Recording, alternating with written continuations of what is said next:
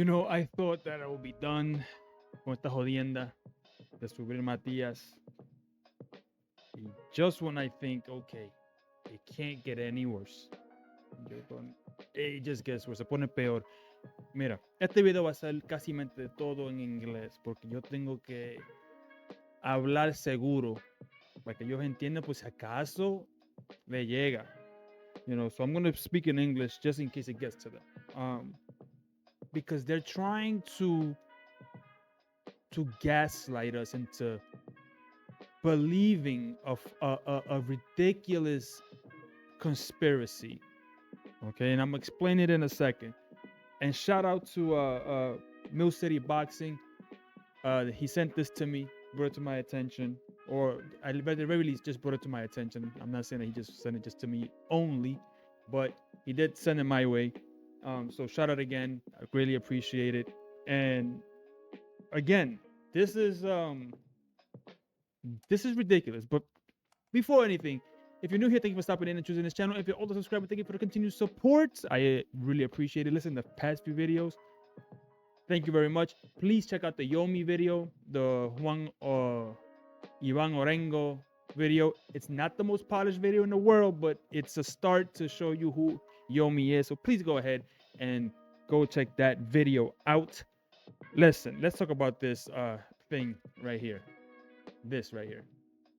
This is, I mean, let's just start. Controversy. Speaking of outside of the ring issues, Subriel Matias, we know about his A sample testing positive for Ostarine. They tested the B sample, and guess what? Same thing. It's positive. Yes, it's positive. Subriel Matias on Mill City Boxing, on his interview, he has a few now up, and he's gone to other podcasts since that one, but that was the first one where you really heard him talk about it to a wider audience. He's not saying that the B sample is not positive. He's not saying, oh, it was negative. That's never what he said. You guys, they're trying to pretend like we don't understand what these guys are doing. They're trying to act like, oh, that's what. Listen, guys, don't pretend like you don't understand the situation. But let's continue. It's also low enough that the New York State Athletic Commission would not punish the amount. And that's what Subriel Matias was saying. It's even, he's even hinting, I don't know if he knows, because he's kind of hinting both ways, whether he might know, might not know. But he's saying release the numbers of the B sample. Because I think he's under the impression, by the information Matias has, that it's even lower. And then they're releasing the retest numbers. That's what he's saying. But let's continue. Really? So his B sample was positive? So what's with the video this guy made? I saw a video of this guy. No, Jimmy, I'm sorry for cutting you off. No, please. I was baffled. Somebody sent me a video of this guy putting on Instagram, like, you see, I'm clean, I'm this and that. No one's talking about. They assume that the B sample was clean. I mean, Okay. Maybe to a casual fan that doesn't understand the sport, that would be so. But me and all of boxing fans who have now been used to understanding, especially in the last few years, about how B samples and A samples work in drug and blood and urine collecting for VADA, from for their testing labs, we know how that works. We know how it works. At no point did we think that, more than likely, unless there was a huge mix-up, that it was going to be negative. We knew it was going to be positive. even I was like, oh, I mean, the B sample's clean. I brought it up to you yesterday. It was the let me quote Dan Raphael, who put this on X. He said, per multiple sources with direct knowledge of the test results, Subriel Matias' B sample was also positive for Ostarine, but as expected and how it should be, the same as his A, but below the 0.1 nanograms per milliliter threshold for punishment in New York. So the Smith fight remains on. Okay. There you go. So to understand, the threshold is put there by scientists, right? It's not like the New York State Athletic Commission just came up with an arbitrary number and said, hey, listen, what number can we do for Ostarine? I don't know, 5, 4, I don't know. What do you think? One, one sounds low. If it stays 1, then hey, anything below 1, okay. No, they had scientists and sports enhancement people, that are in the know. And so how does this drug work? The New York State Athletic Commission is run by very competent people as far as their policies go, right? So they looked at WADA, right? At WADA, not VADA. They looked at WADA and their regulations and what Austrian information and everything that they have collected, and they have consulted with their experts and said, okay, we've come to the conclusion that if somebody tests as 1 or below the 1, maybe 1 is disqualification, below 1, no matter if they were trying to cycle in or out, because we can't prove it, right? If none of their supplements have it that we tested, that means we cannot prove it that they did it on purpose. Okay, that means that, hey, as long as they test negative from here on out, the insignificant amount that we found, because remember, that's the level we have, then it's no, and we've done our research, there's no advantages that you could be had. Okay, and I'm gonna explain why that is with Matias and why it makes sense that it was just it was a cross contamination somewhere along the line. First, bro. Chris? This just threw me off.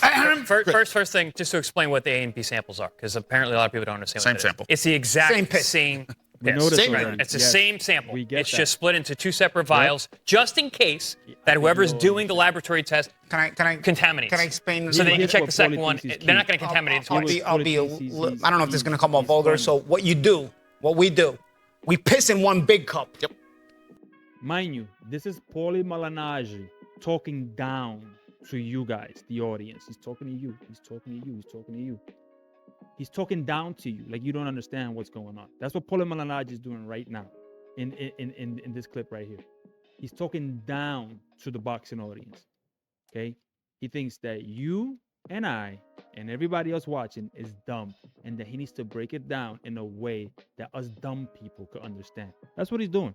That's what he's doing. He's calling all of us dumb, that we're beneath understanding how this works by now. Then that piss in that big cup gets split into 2 little cups, A and B. Same It's the sample. same Such a piss good cycle. explanation. A gets tested right away, and then B is put away We in get storage, just in case the A shows analytical findings, right? Yes. So that's what It's happens. not 2 different pisses. Right, it's not 2 different samples. It's not like I'm sampling later. It's from the exact same All moment right, in we time understand as this. the first sample. Let's move So to the next that's point. why there's never Let's go a to the B next sample point. that's different than the A sample. go. It's always the same. Because if there was, then it would fall on the testing company. Yeah. And then they have big They're liability. screwed. They're screwed if that's the case. Yeah. That doesn't happen. These are It does happen. It has been proven to happen in the past. But okay, we can make a video about that another time. I don't have time to go into that, but it has happened. But okay, let's keep going. these are high-level laboratories and companies that are been around. Matter of fact, there's been false readings in the past, okay? Because certain proteins can mimic other proteins, and what they do is they do a more in-depth analysis to figure out what it is when it's a positive, and then they say, oh, there was a false positive. We're not saying that's the case here, but to Algeri's point where he just made that, oh, that doesn't happen. Yes, it does. That's what they are safeguards. That's where there are checks and balances, right? There's checks and balances because it has happened. And they go, oh, we need to do these steps in order for that not to happen again. Okay? So just understand, it can happen. It's very highly unlikely, and I agree with that, but never zero. For a very long time. Now, the threshold thing.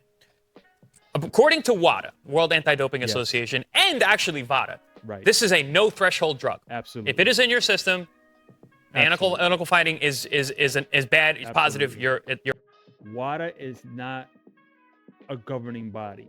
VADA is not a governing body. VADA and WADA are 2 entire different entities, even from each other. WADA is an organization that took all of the information. They said, we're going to take all the information of the world and all the all the doping drugs that we are aware of, and we're going to do the research. We're going to take the studies. We're going to look at the evidence. We're going to look at studies of athletes taking it, being in controlled situations, and we're going to make all this information. We're going to take all this information, I should say, and we're going to put it into a document. And then we're going to tell you, based on our experts that we have on our board and that we have consulted with and we're gonna say, tell us for each and every single drug tested what should be a threshold, non-allowable, all of that stuff, and we're gonna put all this information together. And this is a resource for you, athletic commissions, to make decisions, like informed decisions on our findings, our collective data. That's it. That's all they are. VADA, they're literally a middleman. You hire them to take the piss and the blood, and they pack it up neatly, and they walk it over to a lab that WADA has accredited. WADA has gone there to those labs and said, yep, they do everything we need them to do in order to find all these things out. That's it. That's all VADA does. Okay? Just keep that in mind. That's all VADA does. Let's continue. Route. But New York Athletic Commission and I believe California has a threshold for this drug, meaning that it could be a contamination. Meaning if you cycled it out just enough, you're good, right? Again, Paulie with the innuendo of, wow, if you cycled it out to, below the threshold, you're good because you cycled it out. I'm going to call him a moron because I don't know him. But it's just, bro, okay, I'm going to touch on it. Know how it works. We know you guys are looking out for the safety of fighters. I know. That's why you make them do 40 jumping jacks when they get knocked down. I know. Go ahead. And Ostarine has a half-life of 24 hours. It's metabolized, stay in your system for quite a while. It takes a few weeks. So if you were going to be cycling it and maneuvering towards your camp, for example, there are ways to figure out how long something's going to be in your system, although everyone's different. I'm telling you, this is why, unless we're testing athletes year-round randomly, we're never going to be able to catch everybody. Not against but yeah, so that's the explanation of A and B samples, and also what the WADA, World Anti-Doping stance is on Ostarine. Zero threshold. If you have any in your system, you have to explain how it got there. Simple as that. The interesting thing that you have to remember, and Chris and I were discussing this off air, the Lance Armstrong controversy. They said, how did you always beat the test? And he goes, we had a calendar. Ta-da! Okay, so they're insinuating that Subriel Matias has a calendar and that he's taking Ostarine, right? And timing the tests. So somehow Subriel Matias took Ostarine and cycled it out before his first test, which came back negative, right? So when he was on the clock for testing, because they could have showed up day 1. They could have showed up day 2. They could have showed up day 3. But he was negative on the first test. So then he goes after they take the blood and the urine, and he immediately gets on Ostarine. And he fails to cycle off a few days later again because he took it within the window that they were. You see what I'm saying? The first test does not make sense for the result of the second, because if he's saying he has a calendar, or insinuating that athletes like him have calendars to cycle on and off before and after tests, then he must have had a calendar for the first one, or at least knew when they were going to come, and he was negative. And then he just messed up on the second one. But if he has a calendar for the first one, why would he mess up the second one? That's what Paulie is saying, that the amount that he has in his system is a cycling off amount. And he just mistimed it. You can't mistime something you don't know what time it's coming. You understand? Like that, okay. Like that doesn't make sense. Lance Armstrong more than likely had an in for doping. Okay? Had an in. He also replaced his urine. So, there's the N blood doping, by the way. But anyway, go ahead. We knew when we had to test. Chemistry. And a calendar. It has a half-life of a certain number of hours or days. All it takes is a calendar. This is the same drug that Ryan Garcia got caught with, mind you, right? Yes. Yeah. But we now know that more than likely Ryan was trying to cut weight. And that's what the amount was, I think it was 6 times over. And 11 times more than what Matias actually tested for. But, same drug. Different timing in camp and different amounts in the And again, that anybody gets caught is always going to get caught in small amounts. If you get caught in big amounts, you got to be an absolute moron. You messed up. You weren't cycling at all then, because Again, unless you're testing all year round, guys are cycling. But also there's this thing like, oh, there wasn't enough in the system at the time to have a performance benefit. That's not how drugs work, guys. Performance enhancing drugs are for training. They make you train harder. They make you train faster, make you train better. They make you recover quicker. Right. Instead of training once a day and taking a day off, I can train 3 times a day. Yeah, so your body gets better from that. Yeah. But you have to stack it. Okay? We've covered this for years now. But you have to stack it. If I take Ostarine today and it cycles off in 24 hours, it does not immediately give me an advantage. I have to stack it into my system. Okay? It does not help me to microdose Ostarine at a long period, because the microdose, you have to stack it for so long to build into your system. You are going to get caught because it doesn't work that way. It's simple. Just do the research, guys. It's just You get in better shape and stronger for fighting it. The training effect. A fighter, and this is across combat sports and sports period, if you get caught with performance enhancing doses in a test, you messed up huge. You did something wrong with your calendar, and you doped so they could never be an innocent person that tests positive for doping, right? They could never be, even though it's been proven. Conor Ben, it took 2 years, but they found that he was innocent the whole time. There's been times where they have been cleared because they have been found to be cross-contamination. There was a UFC fighter or another UK fighter, I forget which, maybe you say, took another 2-3 years or something like that, some long-ass period, and they found that the drugs that he provided, the supplements, they found a controlled, sealed version, and that showed up with Ostarine in it. You know what I'm saying? So if this was now, and this was something that they were reporting on, they would say that guy is guilty, that he messed up in cycling, when in fact, he showed, I didn't do it. Look, the sealed bag here also tested.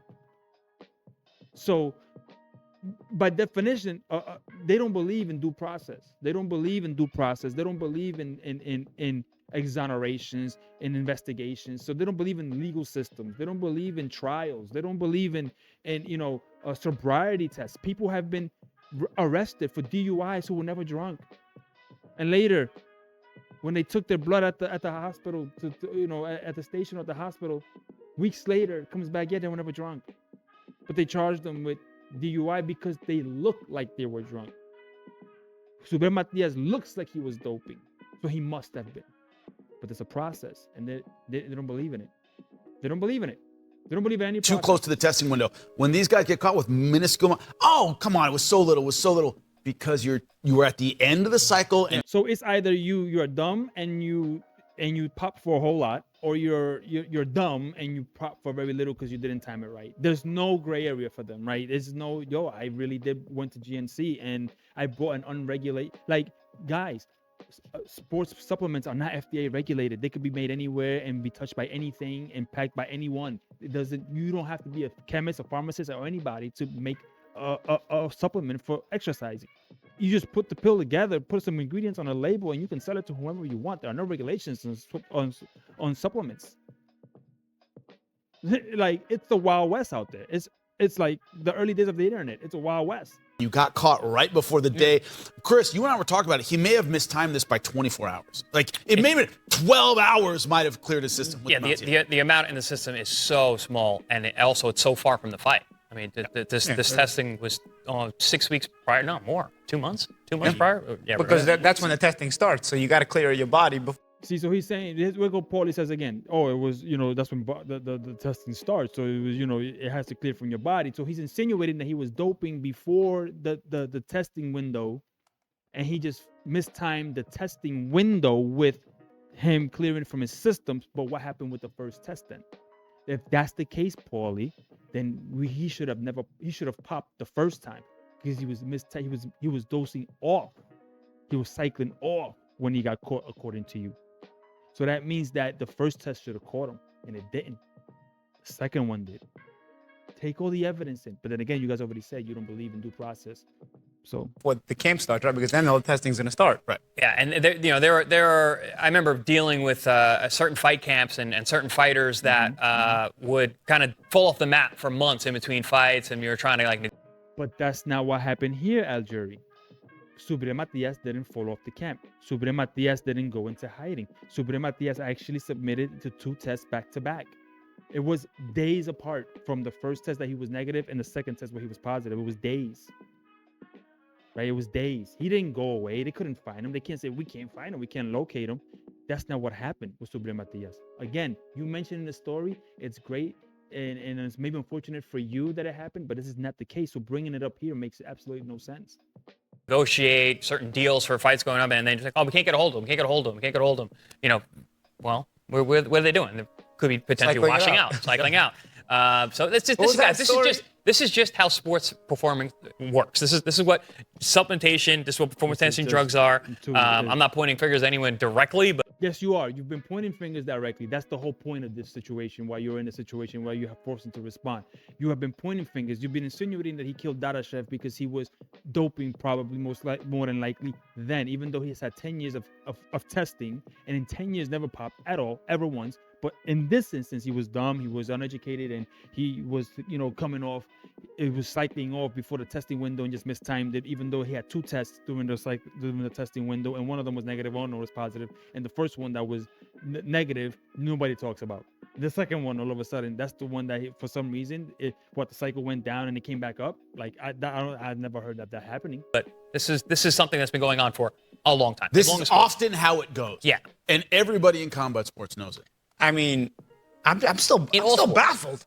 I was expecting to come in and talk about this today. No, you're not talking about how you insinuated that he killed someone because he was doping. You're not talking about the test that he was negative for at the beginning of the testing window. This is the second test he popped for, not the first test. And you're saying that he was cycling off before the testing window, and that's where he got caught because he mistimed it. But therefore, the first test makes no sense to be negative. It should have been positive as well, and it wasn't. And it's the same lab, same testing procedures, same everything. So guess what? More than likely, it is what it is. It is contamination of some sort. Whether his team dropped the ball in buying a new supplement that they should have actually been more careful with, I give you that, and they should have been. Hey, maybe one of his team members got paid off. Let's put our tinfoil hat on, right? Let's make a fake scenario. Maybe his team try to sabotage someone in his team because they got paid, right? That could be a tinfoil conspiracy. Dropped a little in there, and all of a sudden, he just enough. Yeah, he's just supplements, rubbed it on his fingers, gave it to Subriel, he drank it, and now he pops. Could have happened that way too. We don't know, right? But we do know is that the first test, when it was a testing window, was negative. The second test was positive for way under the limit. So it makes no sense that he was cycling off before the testing window. So listen, guys, this is crazy. I always say I'm done, but the more stupidity comes up, it's incredible. Like, subscribe, share this video, and tag all of the parties involved if you thought it was good enough. Like, and of a breakdown. It's immensely insane that people who live in America, and we boast about due process and the greatest judicial system on the planet, and yet when it comes to just agendas, we're so locked into one narrative. When we want somebody to be guilty, we automatically make them guilty, right? It's just what it is. It's just they're automatically guilty. There's nothing that you can say, oh well, maybe this, maybe that. The investigation happened, they deemed it to be so. We must accept the verdict and move on. If you feel like he's guilty regardless, then you don't believe in due process. And that's just what it is. But anyway, let me come about what you think about this situation. And I'm hoping that Subriel is not affected by this and he has a good camp, man. I really do. I hope he has a good camp. I hope it's not. I see him on a lot of podcasts. I'm hoping that he settles down and locks in. I'm sure he will. But anyway, guys, until the next video, man, I'm out. Peace.